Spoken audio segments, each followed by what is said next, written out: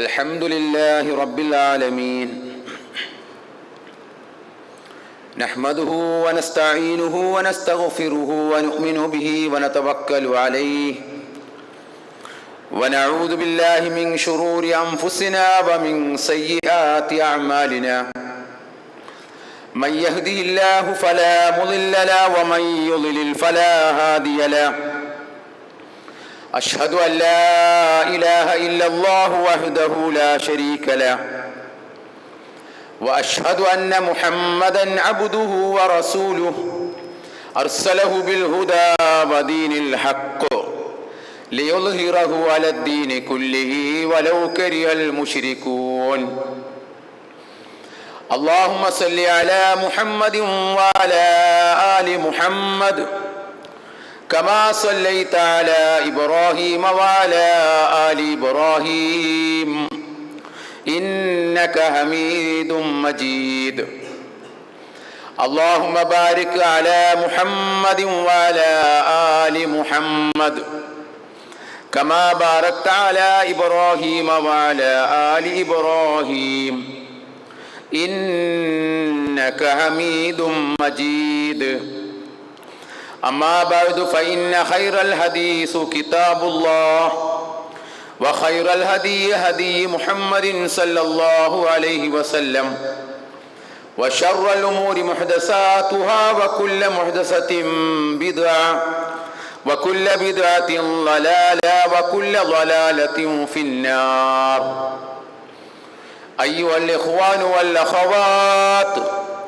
أوصيكم ونفسي أولا بتقوى الله أعوذ بالله السميع العليم من الشيطان الرجيم يا أيها الذين آمنوا اتقوا الله حق تقاته ولا تموتن إلا وأنتم مسلمون يا أيها الذين آمنوا اتقوا الله وقولوا قولا سديدا يصلح لكم أعمالكم ويغفر لكم ذنوبكم ومن يطع الله ورسوله فقد فاز فوزا عظيما بسم الله الرحمن الرحيم إن الذين آمنوا والذين هادوا والنصارى والصابئين من آمن بالله واليوم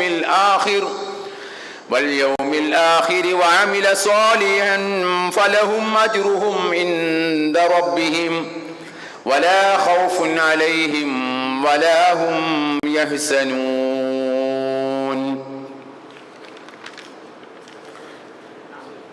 ഏറെ പ്രിയമുള്ള സഹോദരന്മാരെ, സഹോദരികളെ, സത്യവിശ്വാസികളെ, വിശ്വാസിനികളെ, പ്രപഞ്ച സൃഷ്ടാവായ റബ്ബുൽ ആലമീനായ അള്ളാഹുവിൻ്റെ വിധിവിലക്കുകൾ ജീവിതത്തിൽ പാലിച്ചുകൊണ്ട് തഖ്വയുള്ളവരായി ജീവിക്കണമേ എന്ന് എന്നെയും നിങ്ങളെയും ഈ സന്ദർഭത്തിൽ ഓർമ്മപ്പെടുത്തുകയാണ്, ഉപദേശിക്കുകയാണ്, തഖ്വ കൊണ്ട് വസിയത്ത് ചെയ്യുകയാണ്. അല്ലാഹു സുബ്ഹാനഹു വ തആല നമ്മെല്ലാം അവനിഷ്ടപ്പെടുന്ന അവൻ്റെ യഥാർത്ഥ സജ്ജനങ്ങളുടെ കൂട്ടത്തിൽ ഉൾപ്പെടുത്തി അനുഗ്രഹിക്കുമാറാവട്ടെ. വിശുദ്ധ ഖുർആനിൽ ഉടനീളം ഒന്നിച്ച് ചേർത്ത് പറഞ്ഞിട്ടുള്ള കാര്യമാണ് ഈമാനും അമലുസ്വാലിഹാത്തും എന്ന് പറയും.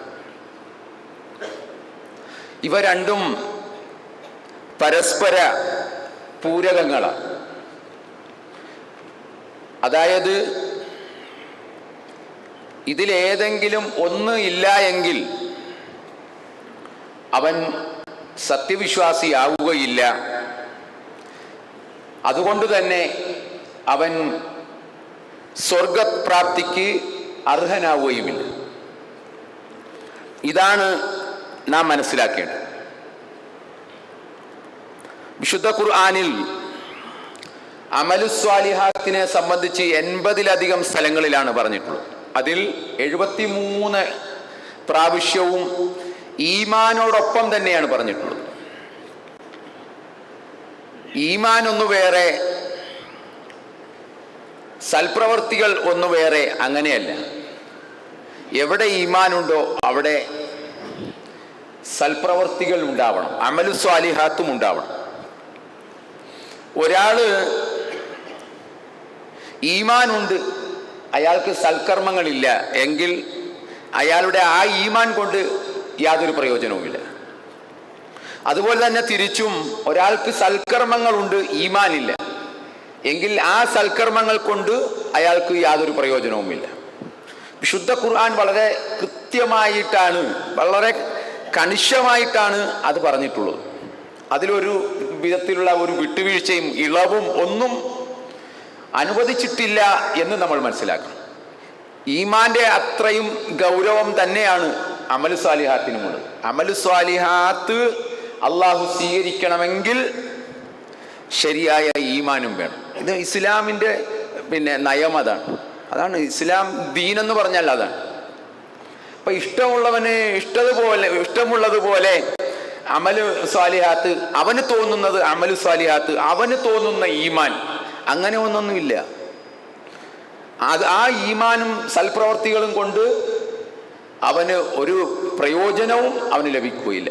വിശുദ്ധ ഖുർആനിൻ്റെ എത്രയോ ആയത്തുകളിലൂടെ നമുക്കത് കാണുവാൻ സാധിക്കും. സാധാരണ ഇസ്രാ സൂറത്തിൽ നമ്മൾ സാധാരണ കേൾക്കാറുള്ള ഒരായത്താണ് വമൻ അറാദൽ ആഖിറത വസഅ ലഹാ സഅയഹാ വഹുവ മുഅ്മിനുൻ ഫഉലൈക കാന സഅയുഹും മഷ്കൂറാ. അല്ലാഹു പറയുകയാണ്, വമൻ അറാദൽ ആഖിറ, ആരെങ്കിലും പരലോകത്തെ ഉദ്ദേശിക്കുകയാണെങ്കിൽ, വസഅ ലഹാ സഅയഹാ, എന്നിട്ട് അതിൻ്റെതായ പരിശ്രമങ്ങൾ, അതിൻ്റെതായ പ്രവർത്തനങ്ങൾ നടത്തുകയും ചെയ്താൽ, പിന്നെ അവിടെ അല്ലാഹു സുബ്ഹാനഹു വ തആല ആ കൂട്ടത്തിൽ പറഞ്ഞത് വഹുവ മുഅ്മിനുൻ, സത്യവിശ്വാസിയായിക്കോട്ടെ.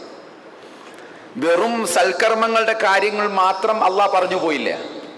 അവിടെ ശ്രദ്ധിച്ചാൽ നമുക്ക് മനസ്സിലാവും, വമൻ അറാദൽ ആഖിറത വസഅ ലഹാ സഅയഹാ വഹുവ മുഅ്മിനുൻ, വഹുവ മുഅ്മിനുൻ. അപ്പൊ സത്യവിശ്വാസിയായിരിക്കണം. ഈമാൻ ഉള്ള പ്രവർത്തനം, ഈമാൻ ഉൾക്കൊണ്ടുകൊണ്ടുള്ള പ്രവൃത്തി മാത്രമേ അള്ളാഹു പരിഗണിക്കുകയുള്ളൂ, സ്വീകരിക്കുകയുള്ളൂ എന്നാണ് നാം മനസ്സിലാക്കേണ്ടത്. അങ്ങനെ ഉള്ളവരാണ് എങ്കിൽ ഫൗലൈക കാന സഅയുഹും മഷ്കൂറാ, അത്തരക്കാരുടെ പരിശ്രമം പ്രതിഫലാർഹമായിരിക്കും. അത്തരം ആളുകളുടെ പ്രവർത്തനം അള്ളാഹ് സ്വീകരിക്കും, അല്ലെങ്കിൽ സ്വീകരിക്കുകയില്ല എന്നാണ് അതിൻ്റെ അർത്ഥം. നമ്മൾ മനസ്സിലാക്കേണ്ടത് അത് വളരെ പ്രധാനപ്പെട്ട കാര്യമാണ് ഈമാൻ എന്ന് പറയുന്നതും അതേപോലെ അമലു സ്വാലിഹാത്ത്. നോക്കുക, ഒരാളെ സംബന്ധിച്ച് പറയുകയാണ്, അബ്ദുല്ലാഹി ഇബ്നു ജുദ്ആൻ എന്ന ജാഹിലിയ കാലഘട്ടത്തിൽ ജീവിച്ച ഒരു മനുഷ്യനെ സംബന്ധിച്ച് മഹദി ആയിഷ റളിയല്ലാഹു അൻഹ നമുക്ക് പറഞ്ഞു തരികയാണ്. ആയിഷ റളിയല്ലാഹു അൻഹ ഹദീസ് റിപ്പോർട്ട് ചെയ്തുകൊണ്ട് പറയുകയാണ്, അന്നഹ സഅൽതു നബി സല്ലല്ലാഹു അലൈഹി വസല്ലം അൻ ഇബ്നു ജുദ്ആൻ, അബ്ദുല്ലാഹി ഇബ്നു ജുദ്ആനെ സംബന്ധിച്ച് ആയിഷ റളിയല്ലാഹു അൻഹ നബി സല്ലല്ലാഹു അലൈഹി വസല്ലമയോട് ചോദിച്ചു.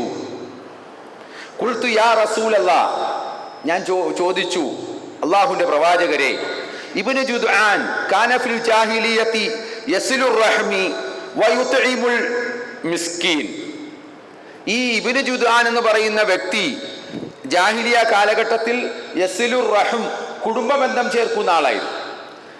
അതുപോലെ തന്നെ വയുത്ഇമുൽ മിസ്കീൻ, പാവപ്പെട്ടവന് ഭക്ഷണം നൽകുന്ന ആളുമായിരുന്നു. പാവപ്പെട്ടവരായ ആളുകളെ സഹായിക്കുന്ന വ്യക്തിയായിരുന്നു. ഫഹൽ ദാക നാഫിഅഹു, ആ പ്രവർത്തനങ്ങൾ കൊണ്ട് അദ്ദേഹത്തിന് വല്ല പ്രയോജനവും കിട്ടുമോ? ഇതാണ് ആയിഷ റളിയല്ലാഹു അൻഹ ചോദിച്ചത്. നബി എന്താ പറഞ്ഞത്? ലാ, കിട്ടുകയില്ല.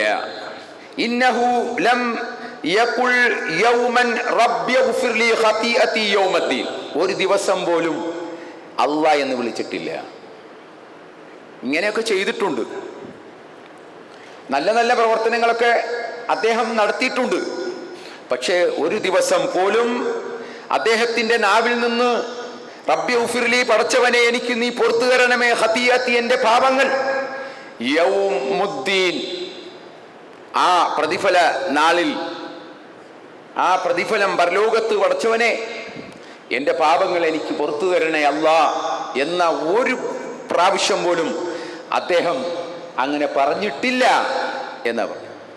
അപ്പോൾ നല്ല പ്രവർത്തനങ്ങൾ നടത്തി, അതുകൊണ്ട് അദ്ദേഹത്തിന് ആ പ്രവർത്തനങ്ങൾ കൊണ്ട് ഒരു പ്രയോജനവും നാളെ പരലോകത്തിൽ ലഭിക്കുകയില്ല എന്നാണ് മഹദിയായ ആയിഷ റളിയല്ലാഹു അൻഹ നമുക്ക് പഠിപ്പിച്ചു തരുന്നത്.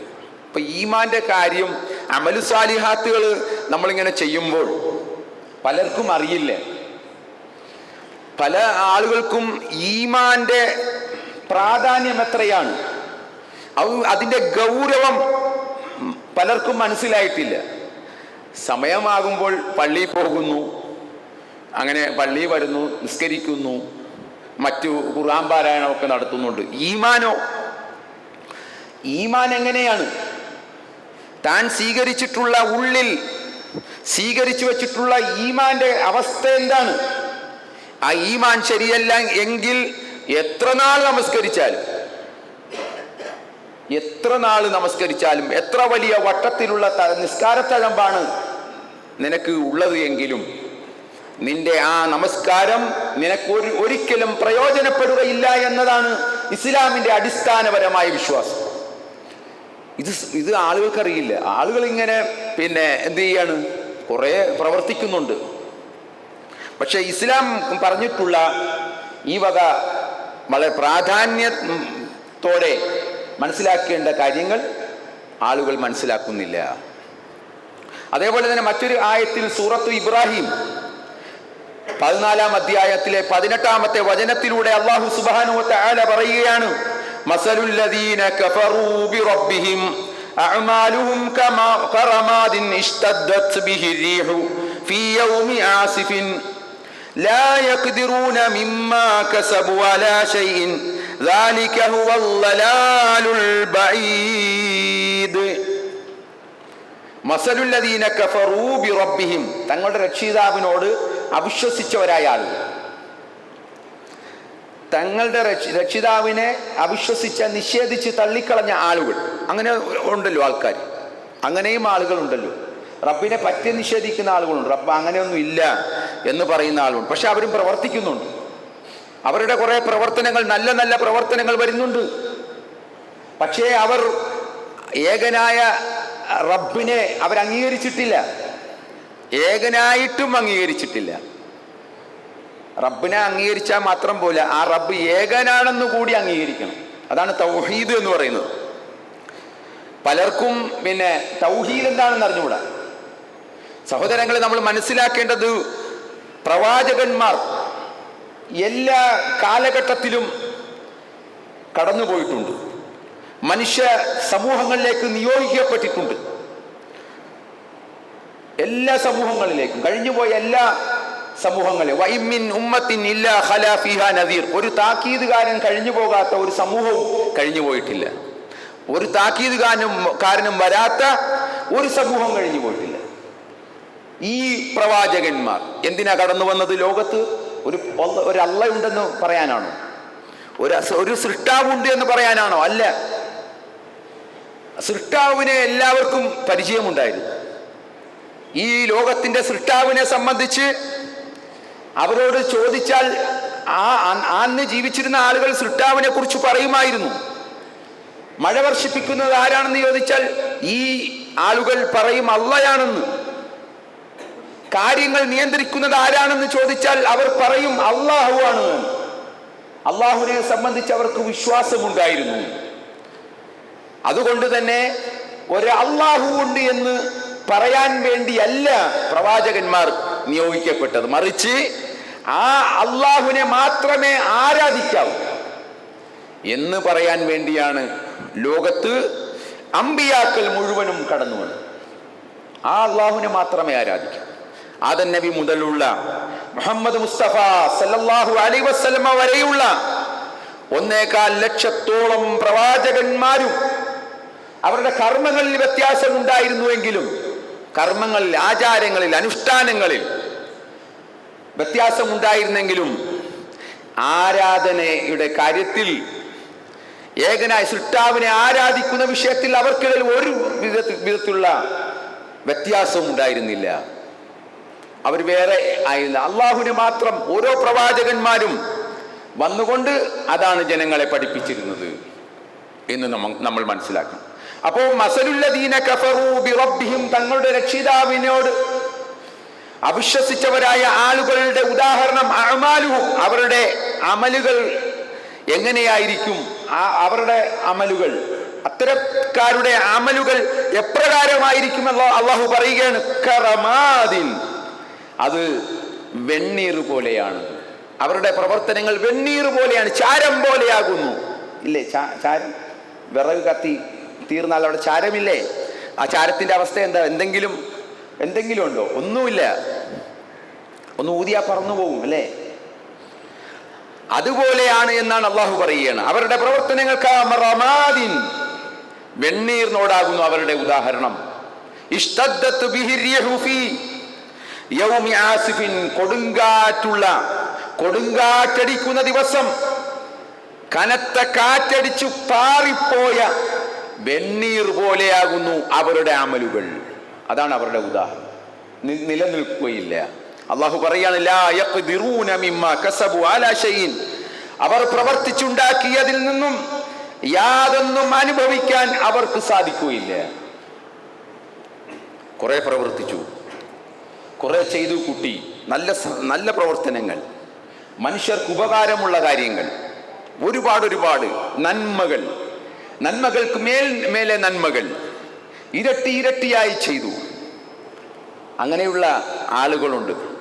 പക്ഷേ അടിസ്ഥാനം നമ്മൾ മനസ്സിലാക്കണം. യഥാർത്ഥ ഈമാനില്ലാത്തവന്റെ ആ പ്രവർത്തനങ്ങൾ നിലനിൽക്കുകയില്ല എന്ന് അള്ളാഹു അതത്രേ വിദൂരമായ മാർഗഭ്രംശം, അതാണ് വഴികേട്. അതാണ് വലാലത്ത്, വഴികേട് എന്ന് പറയുന്നത് എന്നാണ്. അപ്പോൾ നമ്മൾ മനസ്സിലാക്കണം, ശരിയായ ഈമാനുള്ളവരുടെ പ്രവർത്തനങ്ങൾ മാത്രമേ അള്ളാഹു സ്വീകരിക്കുകയുള്ളൂ. അതാണ് നമ്മൾ മനസ്സിലാക്കേണ്ടത്. ഇനി സൂറത്ത് ബഖറയിലെ 62-ാമത്തെ ഒരു വചനം, അതാണ് ഞാൻ ഓതി വെച്ചത്. അല്ലാഹു സുബ്ഹാനഹു വ തആല പറയുകയാണ്, ഇന്നല്ലദീന ആമനൂ വല്ലദീന ഹാദൂ വന്നസാറാ വസ്സാബിഈന മൻ ആമന ബില്ലാഹി വൽ യൗമിൽ ആഖിരി വഅമില സാലിഹൻ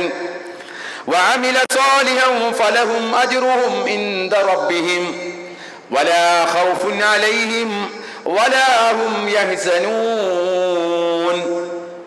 അല്ലാഹു പറയുകയാണ്, ഇന്നല്ലദീന ആമനു, തീർച്ചയായും വിശ്വസിച്ച ആളുകൾ,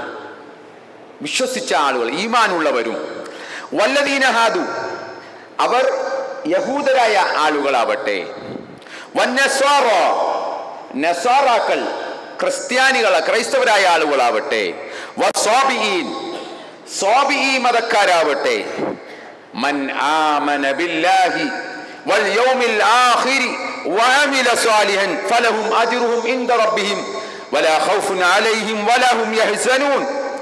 മൻ ആമന ബില്ലാഹി, ആർ അല്ലാഹുവിലും വൽ യൗമിൽ ആഖിരി, അന്ത്യദിനത്തിലും വിശ്വസിക്കുകയും വഅമില സാലിഹൻ, അമൽ സ്വാലിഹാത്ത് പ്രവർത്തിക്കുകയും ചെയ്താൽ ഫലഹും അജ്റുഹും ഇൻദ റബ്ബിഹിം, അവർക്ക് അവരുടെ രക്ഷിതാവിങ്കൽ പ്രതിഫലമുണ്ട്, അജ്റുണ്ട്, പ്രതിഫലമുണ്ട്. വലാ ഖൗഫുൻ അലൈഹിം വലാ ഹും യഹ്സനൂൻ, അവർ ഒരിക്കലും വ്യസനിക്കുകയോ ഭയപ്പെടുകയോ ദുഃഖിക്കുകയോ ഒന്നും ചെയ്യേണ്ടതില്ല. ഇവിടെ എന്താ പറഞ്ഞ അല്ലാഹു സുബ്ഹാനഹു വ തആല?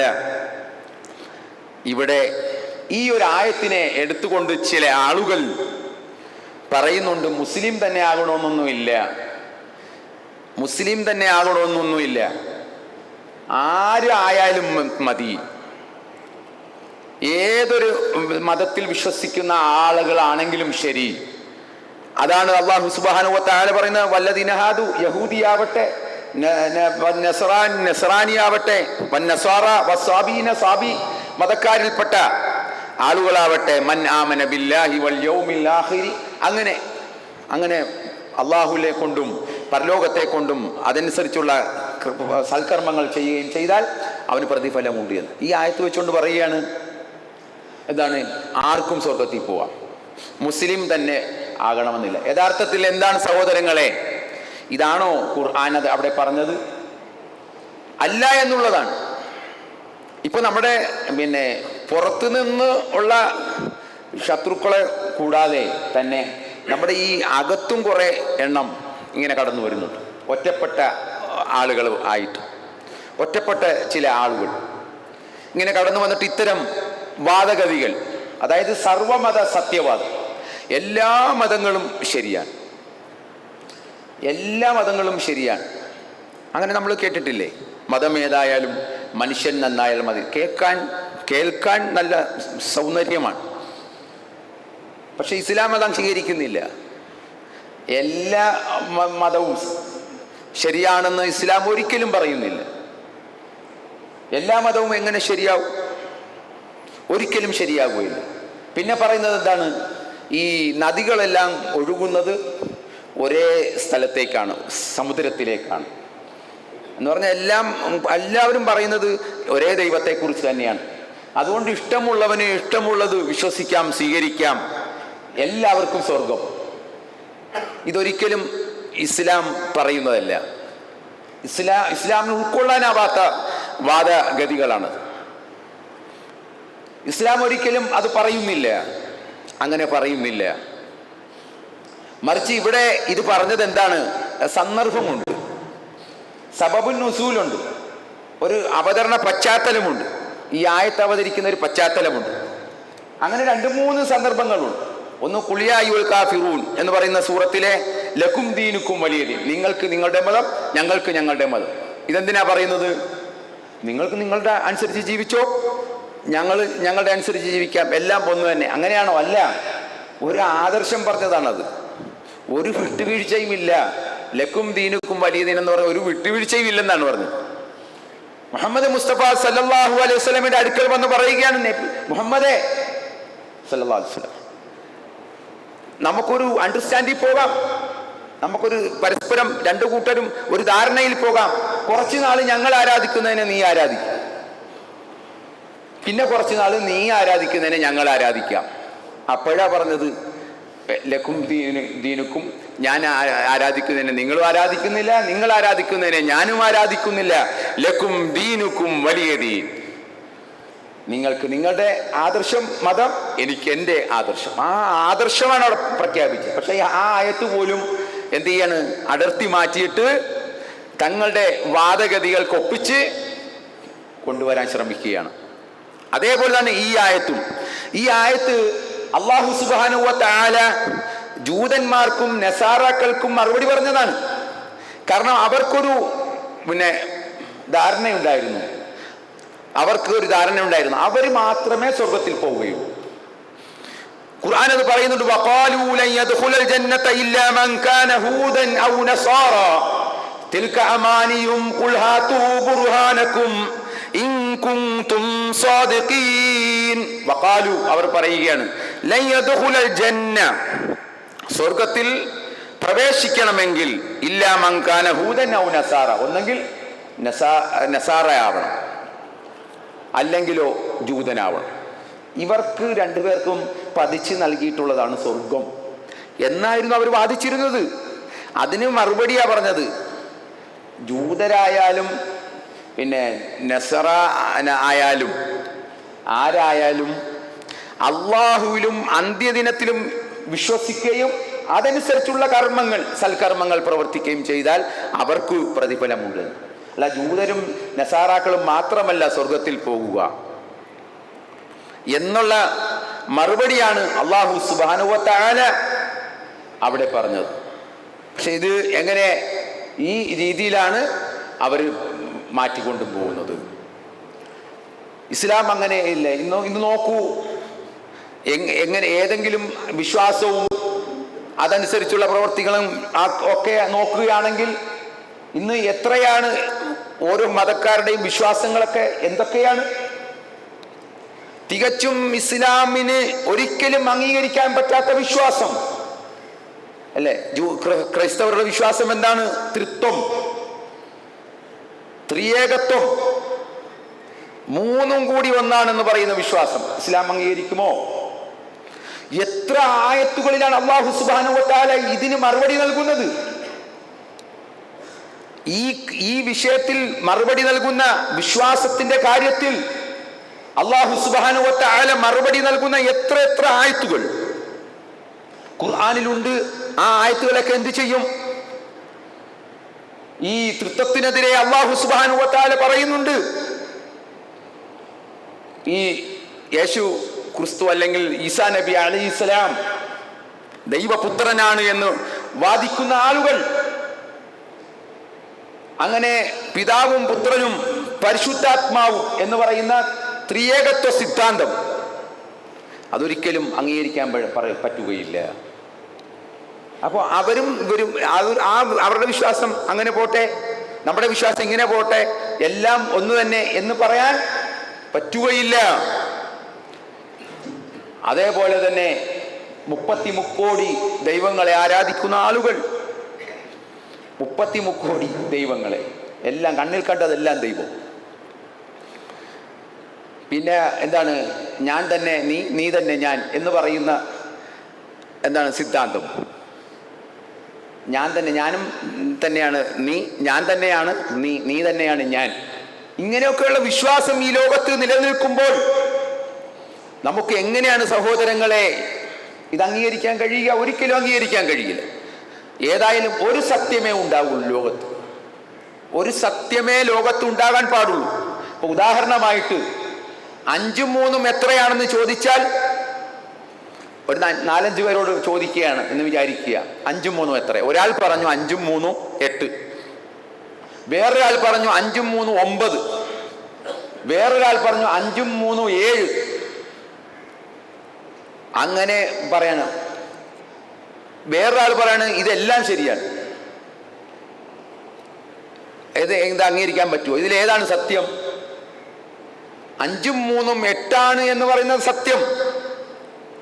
യഥാർത്ഥത്തിൽ അതല്ലേ സത്യം? ഇതെല്ലാം എങ്ങനെ ശരിയാകും? ഇതുപോലെയാണ് ലോകത്ത് കടന്നു വന്ന എല്ലാ പ്രവാചകന്മാരും പഠിപ്പിച്ചത് ഇസ്ലാമാണ്. ആ ഇസ്ലാമിന്റെ വിശ്വാസം അതാത് കാലഘട്ടങ്ങളിൽ പ്രവാചകന്മാരിലൂടെ അല്ലാഹു സുബ്ഹാനഹു വ തആല വേദഗ്രന്ഥങ്ങളിലൂടെ ഒക്കെ പഠിപ്പിച്ചു കൊടുത്തു. അവസാനം മുഹമ്മദ് മുസ്തഫ സല്ലല്ലാഹു അലൈഹി വസല്ലമ കടന്നു വന്നു.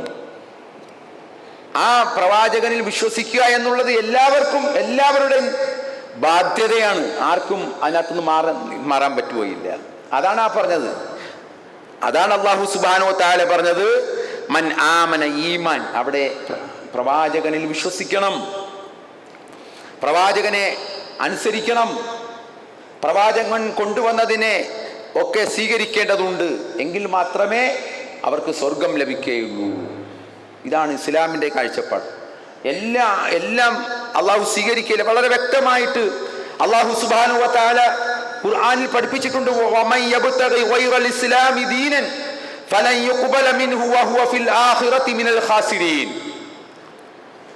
ആരെങ്കിലും ഇസ്ലാം അല്ലാത്തതിനെ ദീനായി സ്വീകരിച്ചാൽ ഫലൻ യുഖ്ബല മിൻഹു, അവനിൽ നിന്നും സ്വീകരിക്കപ്പെടുകയില്ല. അവന്റെ ഒരു പ്രവർത്തനവും അള്ളാഹു സ്വീകരിക്കുകയില്ല എന്ന് മാത്രമല്ല, വഹുവ ഫിൽ ആഖിറതി മിനൽ ഖാസിരീൻ, അവൻ പരലോകത്ത് നഷ്ടക്കാരുടെ കൂട്ടത്തിൽപ്പെട്ടവനായി പോകും. വളരെ കൃത്യമായിട്ടാണ് അള്ളാഹുവിന്റെ അടുക്കൽ ഇത് വർഗീയതയല്ല, നമ്മുടെ മതമാണ് ശരിയെന്നല്ല. ഇത് കൃത്യമായിട്ട് പഠിച്ച് ബോധ്യപ്പെടുന്ന ആർക്കും അംഗീകരിക്കാൻ കഴിയുന്ന ഒരു പരമമായ സത്യമാണത്. അതല്ലാതെ എല്ലാം സത്യമാണ്, എല്ലാം ശരിയാണ് എന്ന് പറയാൻ പറ്റുകയില്ല. അപ്പോൾ അത് നമ്മൾ വേർതിരിച്ച് മനസ്സിലാക്കണം. കൃത്യമായിട്ട് കാര്യങ്ങൾ നമ്മൾ പഠിക്കണം, അറിയണം. അവിടെ ഈമാൻ എന്താണ് എന്നും അമലു സ്വാലിഹാത്ത്, അതിനനുസരിച്ചുള്ള അമലു സ്വാലിഹാത്ത് എന്താണ് എന്നും വേർതിരിച്ച് മനസ്സിലാക്കുക. അല്ലാഹു സുബ്ഹാനഹു വ തആല നമ്മെ എല്ലാവരെയും അനുഗ്രഹിക്കുമാറാവട്ടെ.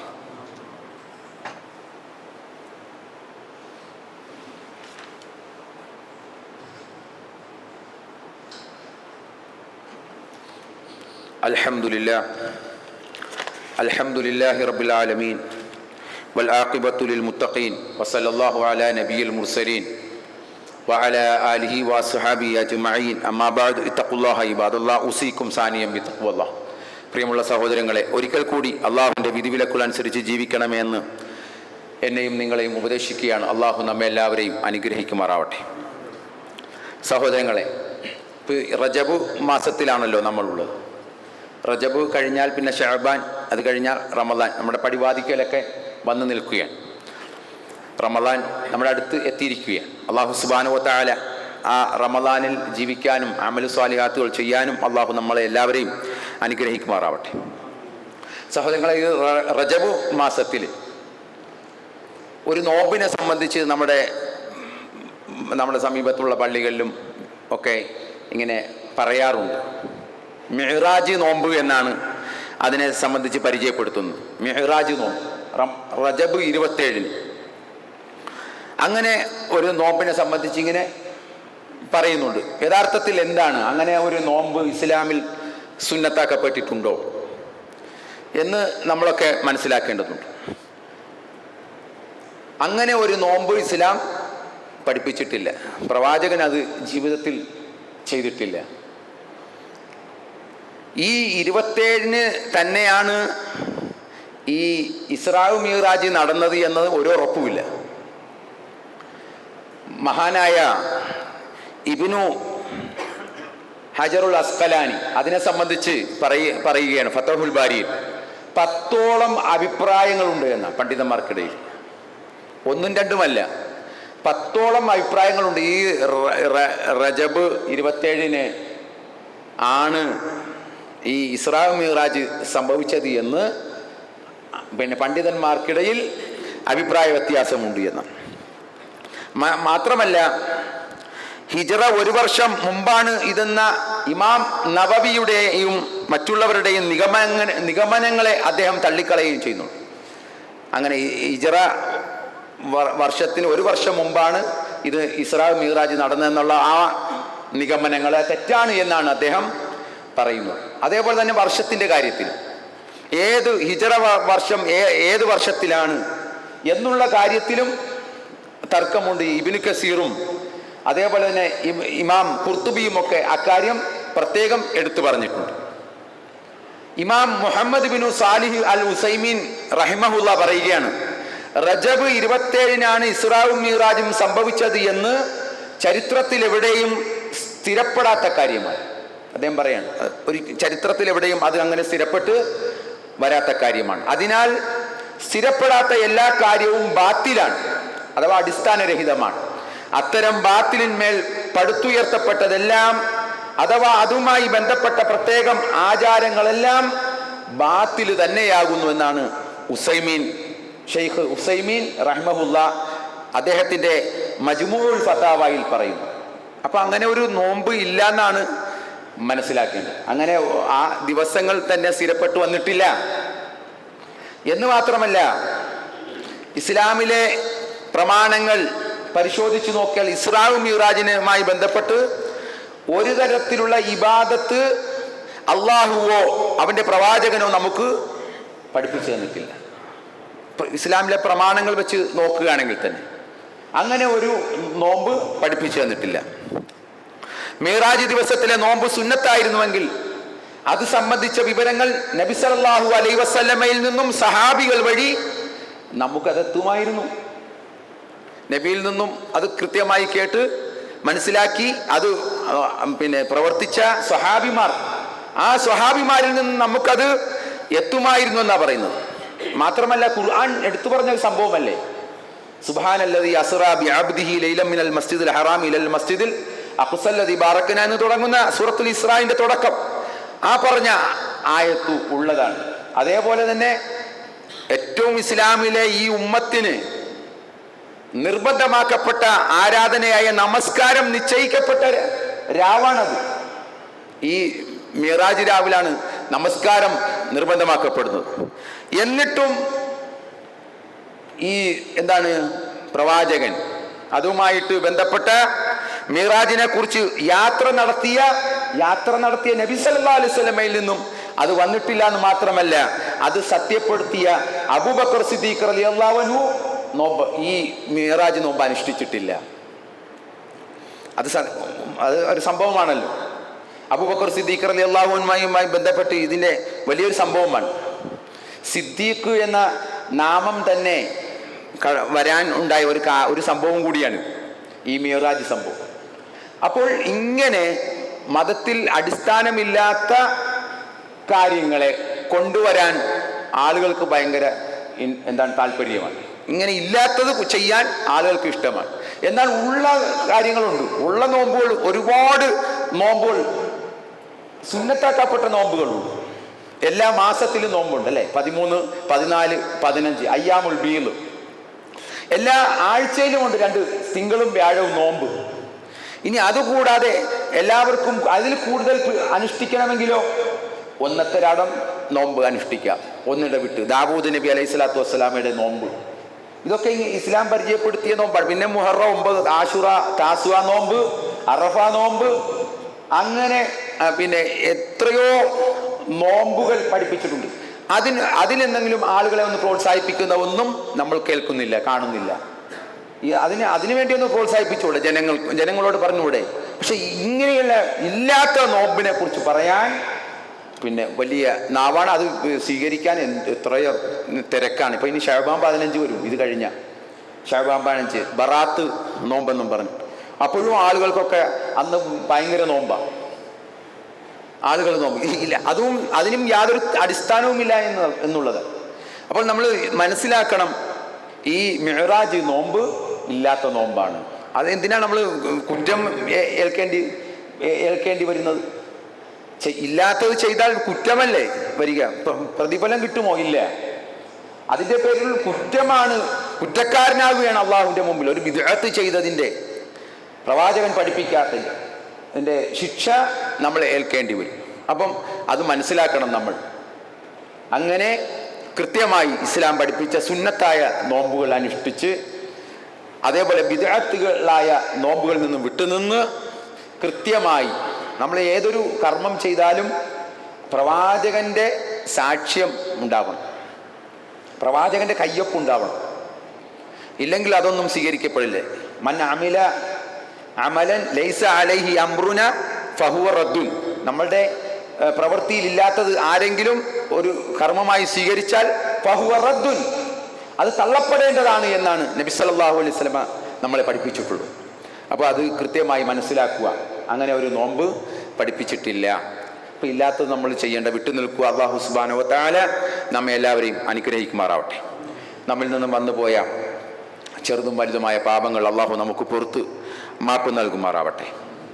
നമ്മളുടെ കൂട്ടത്തിൽ രോഗം കൊണ്ടും അതേപോലെ തന്നെ കടം കൊണ്ടുമൊക്കെ വിഷമിക്കുന്ന ഒരുപാട് സഹോദരങ്ങൾ, എല്ലാവർക്കും അല്ലാഹു അവരുടെ രോഗത്തെ തൊട്ട് ശിഫ നൽകി അനുഗ്രഹിക്കുമാറാവട്ടെ. നമ്മുടെ എല്ലാവരുടെയും കടത്തിൽ നിന്നും അല്ലാഹു നമുക്കെല്ലാവർക്കും ആശ്വാസം നൽകുകയും ചെയ്യുമാറാവട്ടെ. നമ്മൾ എല്ലാവിധ പരീക്ഷണങ്ങളിൽ നിന്നും ആപത്തുകളിൽ നിന്നും അല്ലാഹു നമ്മെ കാത്തുരക്ഷിക്കുമാറാവട്ടെ. അല്ലാഹു സുബ്ഹാനഹു വ തആല നമ്മെ എല്ലാവരെയും അവൻ്റെ ജന്നാത്തുൽ ഫിർദൗസിൽ ഒരുമിച്ച് കൂട്ടി അനുഗ്രഹിക്കുമാറാവട്ടെ. നമ്മുടെ മാതാപിതാക്കളെയും, മരണപ്പെട്ടു പോയ നമ്മുടെ മാതാപിതാക്കളെയും സഹോദരന്മാർക്കും എല്ലാവർക്കും അല്ലാഹു മഗ്ഫിറത്തും മർഹമത്തും നൽകി അനുഗ്രഹിക്കുമാറാവട്ടെ. നമ്മുടെ ഈ പള്ളിക്ക് വേണ്ടി ധാരാളം ആളുകൾ സദക്കയായിട്ടും സക്കാത്തായിട്ടും ഒക്കെ ഒരുപാട് സാമ്പത്തികമായി സദക്ക ചെയ്യുന്ന ആളുകളൊക്കെ ഉണ്ട്. എല്ലാവർക്കും അല്ലാഹു അവരുടെ പ്രവർത്തനങ്ങൾക്കനുസരിച്ചുള്ള പ്രതിഫലം അല്ലാഹു നൽകുമാറാവട്ടെ. കൂടുതൽ കൂടുതൽ ഖൈറും നിഅമത്തും അല്ലാഹു അവർക്ക് വർദ്ധിപ്പിച്ച് നൽകുമാറാവട്ടെ. നമ്മുടെ പലസ്തീനികളായ സഹോദരങ്ങൾ അല്ലാഹുവിൻ്റെ അനുഗ്രഹത്താൽ ഒരു താൽക്കാലികമായ ഒരു ആശ്വാസം അവിടെ വന്നു കിട്ടിയിരിക്കുകയാണ്. ആ വെടിനിർത്തൽ ശാശ്വതമായ വെടിനിർത്തലിലേക്ക് അത് അല്ലാഹു എത്തിക്കുമാറാവട്ടെ. അതിനൊരു പരിഹാരം അല്ലാഹു നൽകുമാറാവട്ടെ. അവരുടെ കണ്ണുനീര് എന്നേക്കുമായി ഒപ്പാനുള്ള എല്ലാവിധ അല്ലാഹുവിൽ നിന്നുള്ള സഹായം അവർക്ക് ലഭിക്കുമാറാവട്ടെ. അവരുടെ ശത്രുവിനെ അല്ലാഹു പരാജയപ്പെടുത്തുമാറാവട്ടെ.